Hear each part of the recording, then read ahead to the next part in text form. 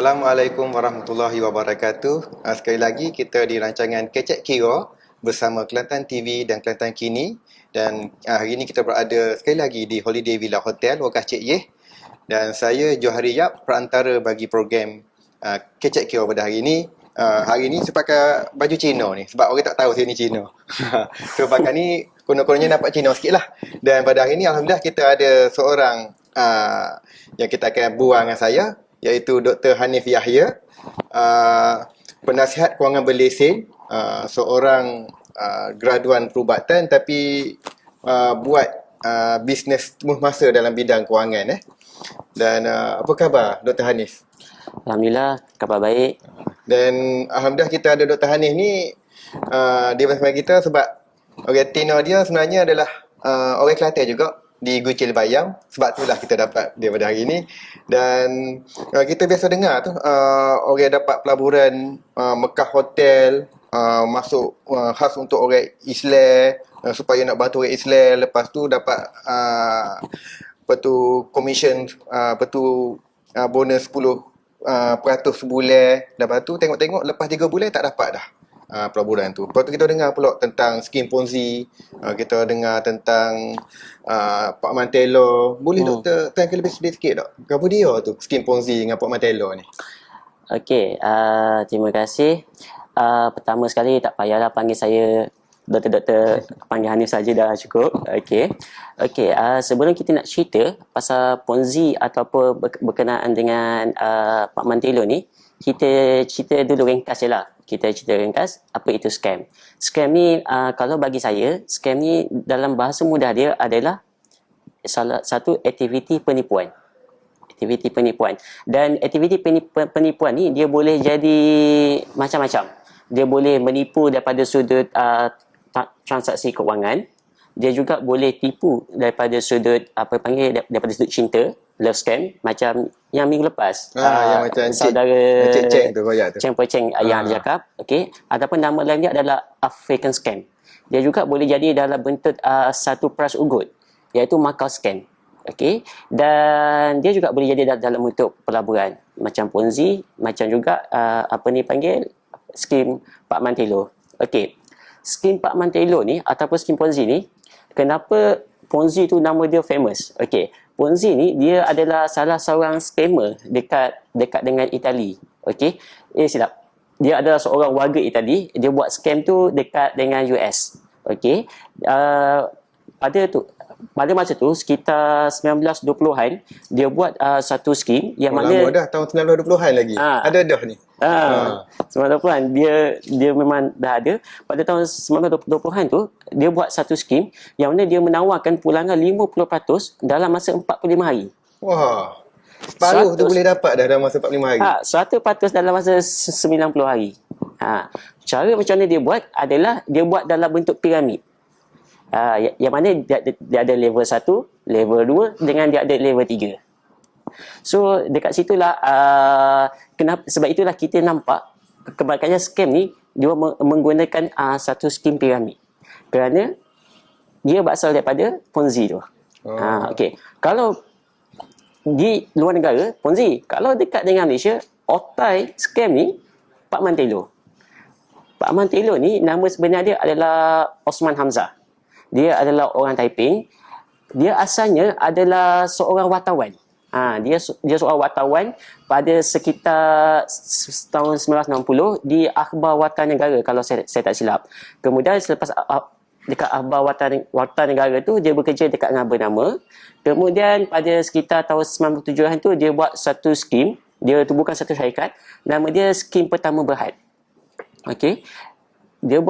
Kemudian dia buat satu skim yang mana skim tu bagi pulangan 10% setiap bulan. Pada masa tu ramai-ramai lah orang masuk. Siapa tak nak kan 10% sebulan. Okey, kemudian sampailah pada satu tahap dia dapat begitu banyak duit. Okey, dia jadi perhatian. Kemudian bank negara datang rumah dia pergi siasat. Okey. Bank negara datang rumah dia siasat, dan pada masa tu Pak Mantelo ni dia start kantai lah yang dia terlibat, yang dia buat skim cepat kaya ni. Masa tu dah banyak bulan dah ke dah 2-3 tahun dah? Dia dah banyak tahun dah. Okey. Masa bank negara datang serbu rumah dia tu, kat rumah dia ada 1.7 juta. Oh, banyak. Bayangkan dia simpan 1.7 juta pada tahun dia rantai tu pada tahun 1980-an. Dia start tu daripada 1970-an. Masa bank negara datang kali pertama, serbu rumah dia ada 1.7 juta pada bayangkan itu adalah nilai pada masa itu, bukan nilai sekarang. Masa tu pula handphone, internet, smartphone tak ada lagi tu. Kalau sekarang ni lagi mudah lah dia nak tersebar kan. Nasi lemak pada masa tu pun baru 2% kan. So bayangkan nilai 1.7 juta pada masa itu, kalau kita tukar, kita ambil kira inflasi sekarang ni berapa banyak. Kalau kita dengar kata ni ada peluang bagus ni, dapat 5% bulan ke 10% bulan ke, macam mana kita nak kenal pasti ni pelaburan ni hok sungguh ke ataupun hok scam? Lagu mana kita nak tahu tu? Okay, to be honest, bagi saya scam ni, okay, dia makin lama dia makin bijak. Scam ni makin lama dia makin bijak. Yang mana scam ni bagi saya tak kisahlah orang tu ada SRP sehinggalah jadi PhD, bagi saya semua dia boleh jadi mangsa scam. Boleh jadi mangsa scam. Sama ada dia kerja sebagai tukang sapu sampah ataupun dia kerja dalam industri kewangan, dia pun boleh jadi mangsa scam. So memang scam ni memang boleh jadilah. Sebab saya ada pengalaman saya sendiri. Saya pergi dekat dengan salah satu sebuah hospital kerajaan pada masa tu. Kemudian saya di-approach oleh seorang yang bekerja dalam industri kewangan. Okey, dia tanya kepada saya, nak tak melabur dalam pelaburan unit trust ni? Okey, lepas tu saya katakanlah, macam mana kalau saya ada modal sekian-sekian. Dia berlindung di sebalik unit trust lah.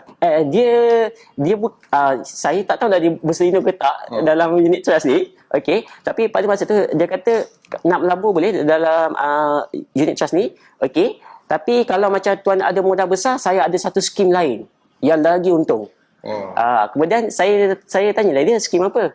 Kemudian dia jawab skim adalah skim X. Pada masa tu saya skim tu memang kalau macam kita tengok dalam apa dipanggil, dia sebenarnya bank negara dengan Suruhanjaya Security, dia ada apps yang dalam tu dia beritahu senarai-senarai skim yang patut orang awam kena hati-hati. Oh, kita boleh check lah tengok.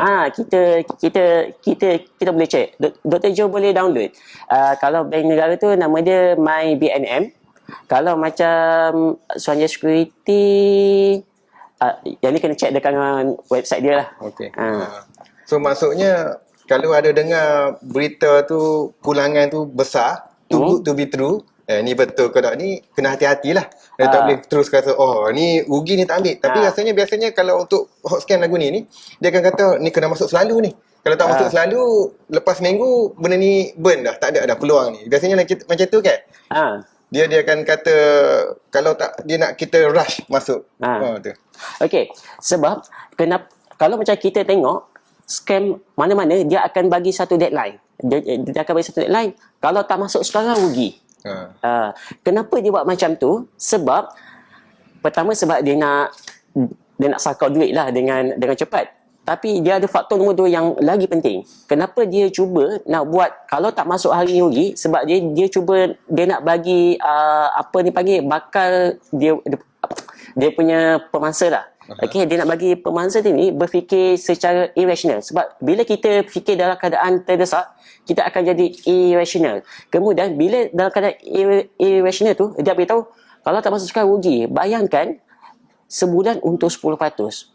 Kalau setahun 120%. Daripada modal 100,000, hujung tahun dah jadi 210,000. Oh tu yang sanggup pergi ambil loan, pergi pinjam sana, pinjam sini sebab nak dapat pelanggan lagi besar. Kemudian dia akan cakap, saya tadi pitih lah. Saya tadi pitih nak labur ni. Tak apa, boleh buat loan. Itu yang buat loan. Sampai kan dia ikut kita pergi buat loan dekat dengan bank. Oh, dia ikut sekali kita pergi bank pula? Dia ikut kita sekali pergi ke bank. Dia nak ajak, dia nak suruh kita buat personal loan. Sebab personal loan ni dia mudah je. Dia bukannya macam loan kenderaan ke loan rumah yang mesti kena ada aset. Maksudnya kalau macam personal loan ni, apa-apa Asal ada IC je boleh minta dah. asal ada IC je boleh minta. Selagi mana kita tak reach kita punya kalau dalam bank tu dia panggil sebagai DSR lah, debt to service ratio. So sesiapa je boleh minta lah. So sebab itulah dan sebab itu jugalah student jadi mangsa juga. Oh, student tu kena juga sekali. Student jadi mangsa. Kenapa diorang target student? Agak-agak Dr. Jo. Dia student sebab student ni dia perlu pakai duit. Dia perlu PT. Okay. So mungkin dia perlu, ataupun student ni dia suka guna handphone, dia suka bergaya, dia suka minum kat Starbucks. So kalau ada hot pelaburan hot boleh beri peluang yang besar ni kat, sukalah dia. Dia boleh belanja macam orang ada PT. Yang tu betul. Tapi faktor pertama kenapa diorang target student, sebab student dapat satu jumlah yang besar daripada duit PTN. Scammer dia akan cakap dekat dengan student. Anyway, sebab saya memang ada pengalaman dalam benda ni, sebab kawan-kawan saya ramai yang kena. Memang Ini masa Hanif jadi student ke selepas tu? masa jadi student. Masa Ini student. adik saya ada adik kembar. Adik kembar cerita kawan-kawan dia kena. Oh. So dia akan ajak lah. Dia akan ajak, dia akan kata, tak apa, duit PTN ni guna untuk labur. Nanti duit pulangan daripada pelabur ni buat bayar PTN. Kemudian bagi tahu kat mak tak perlu nak bagi duit bulan-bulan kepada saya dah. Sebab saya dah ada duit daripada investment. Dia akan tanam this mindset. Sebab boleh berdikari lah. Patutlah. boleh berdikari. Inilah. Okey, kita minum kopi dulu. Nanti kita sambung sebentar lagi dalam rancangan Kecek Kiro bersama Kelantan TV dan Kelantan Kini di Holiday Villa Hotel Wekah Cik Yeh. Kita berehat. Galeri Memori Askar Kelantan. Pastinya kita kenal bekas Perdana Menteri. Begitu juga mungkin ada yang kenal bekas yang di Pertuan Agong. Namun berapa ramai dari kalangan kita yang kenal bekas Panglima Angkatan Tentera Malaysia. Galeri Memori atau lebih dikenali dengan nama Galeri Pesona Wajah yang berada di Pendek Salur, Kelantan. Inisiatif Kapten Besara Muhammad bin Awang antara lokasi wajib dikunjungi terutamanya bagi veteran-veteran askar. Bersempena dengan Tahun Melawat Kelantan 2020, Kelantan TV mengunjungi galeri tentera ini yang mana mengumpulkan beratus koleksi potret Sultan dan Ye Pertuan Agong Malaysia, Perdana Menteri Malaysia, Panglima Angkatan Tentera serta koleksi bahan antik. Sebenarnya idea itu dah lama timbul, tapi disebabkan masa itu saya bekerja dan apabila saya pencen tahun 03 dan saya buat bangunan yang depan tu, siap itu tahun 05. Jadi item-item yang ada ni semua saya dah kumpul. Jadi hanya kita pamer sajalah. 05 tu start kita pamer lah. Kebanyakan gambar-gambar family lah. Lepas tu macam orang-orang politik, sultan, pegawai tentera, semua tu memang kita collection lah. Berhubung dengan MINDEF dan orang-orang yang tertentu lah yang membantu lah. Sebenarnya selain daripada hobi, saya rasa kalau saya simpan dalam tong pun tak guna. Jadi saya pamer sebab collection lama dengan hasrat saya supaya kita dapat memberi peluang pada orang lain lah, orang-orang ramai untuk datang ke rumah untuk melihat. Malah ada keluarga-keluarga anak cucu mereka pun tak kenal tok nenek dia. Jadi saya ada buat collection tok nenek dia tu. Jadi peluanglah pada anak-anak cucu dia datang untuk tengok. Jadi itu sekurang-kurangnya ada juga faedah yang saya simpan gambar-gambar lama tu. Kalau dalam aspek ketenteraan, saya dapat gambar private nombor 1 dalam askar. Nama dia Private Abdul Samad bin Abdullah. Dia nombor 1, askar nombor 1. Jadi gambar tu gambar lukis yang dibuat pada tahun 1934. Saya dapat gambar tu Sebenarnya gambar tu dah terbiar dalam store, di mes Wisma Perwira. Saya ambil dan saya simpan sampai sekarang lah. Jadi gambar tu kalau untuk tatapan pun ada dengan saya lah gambar tu sekarang. Yang lain-lain tu gambar orang kampung lah, orang tua, zaman-zaman tua pada saya lah. Jadi saya simpan, ada lah gambar-gambar tu. Saya rasa dengan langkah terbaru Exco Pelancongan datang untuk memberi sumbangan dan membantu saya itu, saya kata ini satu perkara yang elok lah, yang rasanya saya boleh manfaatkan kemudahan yang diberi itulah. Dan dengan cara itu juga mungkin pihak pelancongan dapat menghebahkan wujudnya galeri saya, dan saya kira mungkin orang ramai boleh mengetahui lah di mana lokasi galeri saya ini. Kepada tuan-tuan dan puan-puan yang ingin melawat galeri Pesona Wajah ini, bolehlah mendapatkan maklumat lanjut berkenaan perkara ini di Facebook Pusat Penerangan Pelancongan Negeri Kelantan.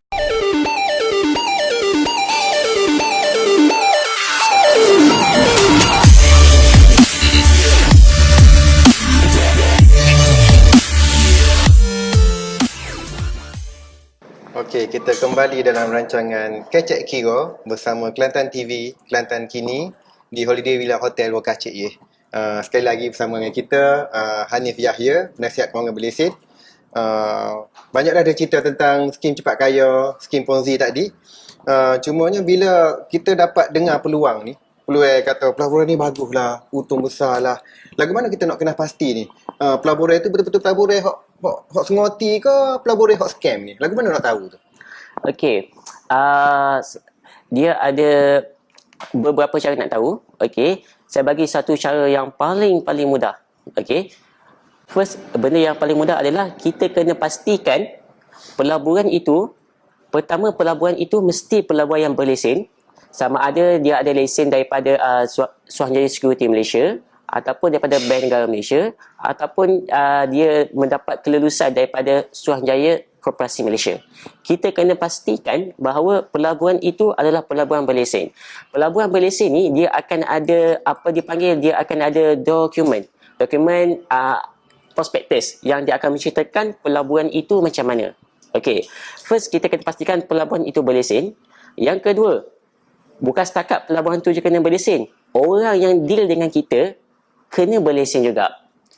Contohnya, orang itu mesti, kalau macam dalam unit trust, orang itu mestilah dia mempunyai lesen dengan FIMM, Federation Investment Manager of Malaysia. Dia kena ada lesen daripada FIMM. Kalau macam dengan bank, dia kerja dengan bank, ataupun dia, kalau macam dengan saya, dia ada lesen daripada Suruhanjaya Security Malaysia. So kita kena pastikan orang yang dia tu berlesen. Dia kena dua-dua berlesen. Bukannya orang tu saja berlesen, pelaburan tak perlu berlesen, ataupun pelaburan kena berlesen, orang tu tak berlesen. Dia kena dua-dua tu. Tapi kena berlesen. Saya baru ni ada saing saya tu, dia kata pelaburan tu bukan di Malaysia, di luar. So tak perlu lesen sini. Lepas tu dia kata pelaburan untuk hotel di Mekah. Kata Mekah ni sentiasa penuh dengan orang, orang selalu pergi, so memang confirm untung dia kata. Lepas tu pelaburan ni khas untuk orang Islam, nak bantu ekonomi orang Islam. Dan hok mari kecek tu pula pakai jubah, pakai piyah. Dia nampak macam alim. Lepas tu kecek pula orang tu pula bagi sumbangan banyak di madrasah, di sekolah tahfiz. So menyebabkan orang ni percaya ke dia. Sebab tu dia kata ni tak boleh lesen sebab dia pelaburan di luar negara. Lagu mana tu kita nak tahu tu? Salah satu sebab kenapa kita kena pastikan pelaburan kita berlesen, kerana pelaburan itu dipantau oleh regulator. Kalau macam pelaburan yang tidak berlesen ni, maksudnya regulator tak pantau dia. Kalau macam pihak berkuasa tak pantau dia, so pelaburan itu dia sangat berisiko. So kalau boleh, tak kisahlah nama dia skim Mekah ke, tak kisahlah nama dia skim ayam ke, tak kisahlah nama dia skim apa-apa skim lah. So kita kena pastikan bahawa skim itu mesti mendapat kelulusan ataupun dia punya lesen dengan regulator. Sebab kalau macam skim-skim yang tidak adanya kelulusan daripada regulator ni, maksudnya skim itu dia agak berisiko. Maksudnya kita tak tahu siapa yang pantau dia. And then kalau macam orang yang berlesen ni, kalau dia buat penipuan, dia boleh didenda. di bawah, kalau macam lesen dengan AC, dia boleh didenda di bawah akta pasaran modal. So sebab itulah kita kena masuk dalam pelaburan yang berlesen. Kalau jenis pelaburan dalam internet tu larangan pula. Sebab kita tengok ada website tu macam bagus kan. Lepas tu orang dalam website tu pula ambil gambar dengan helikopter, Okay. dengan Lamborghini, pelaburan tu dia berjaya.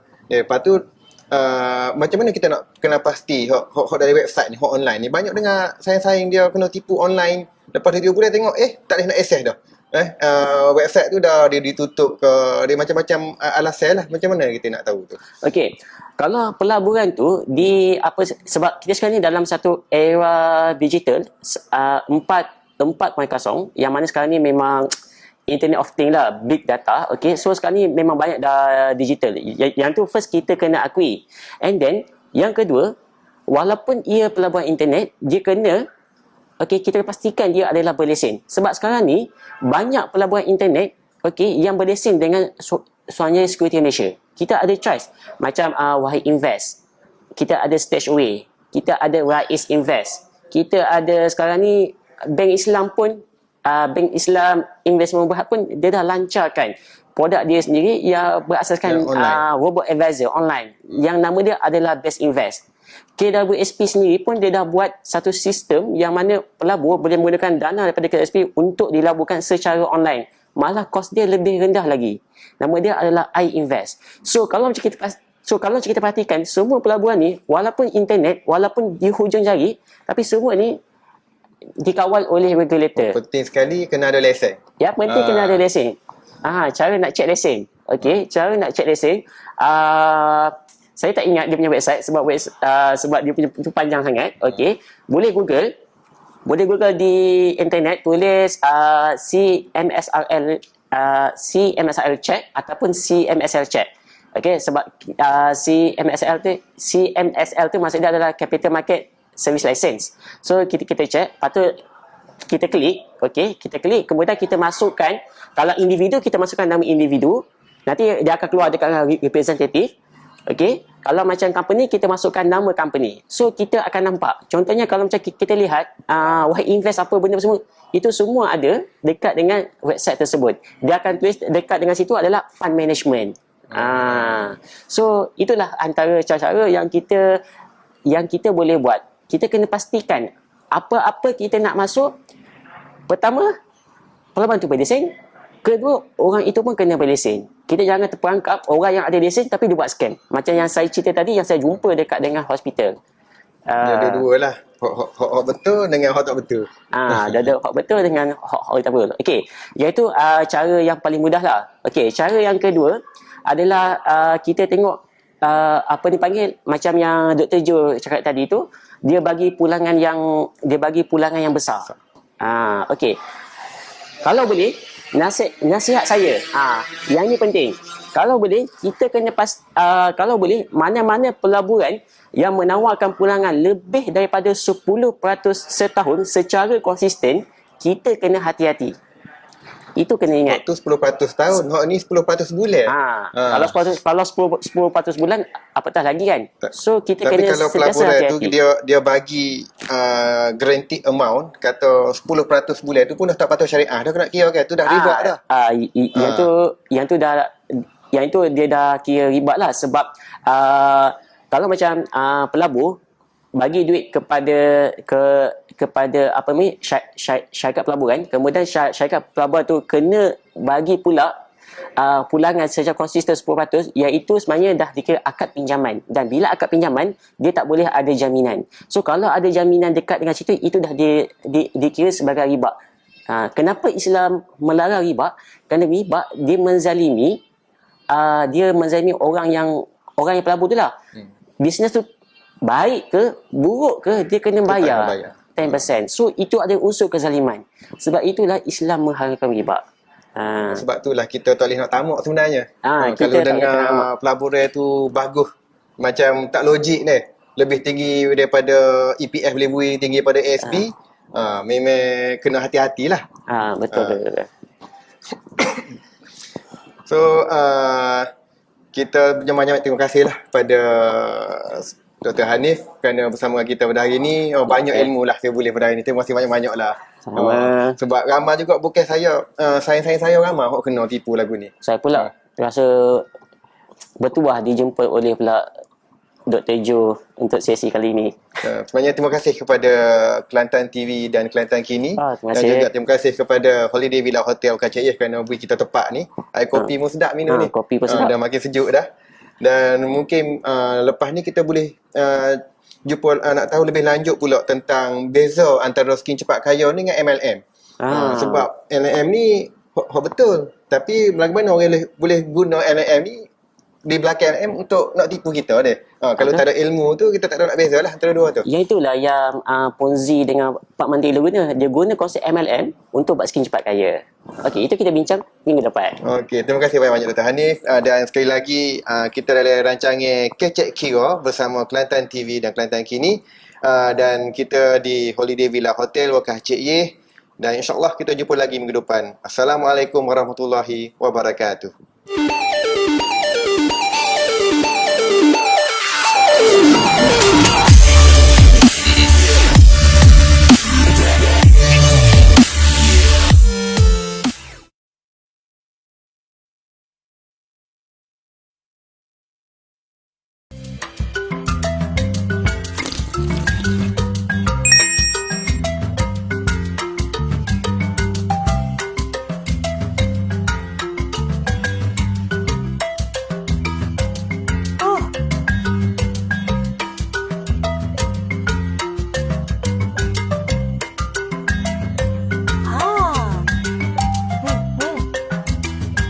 Jangan sebar berita palsu.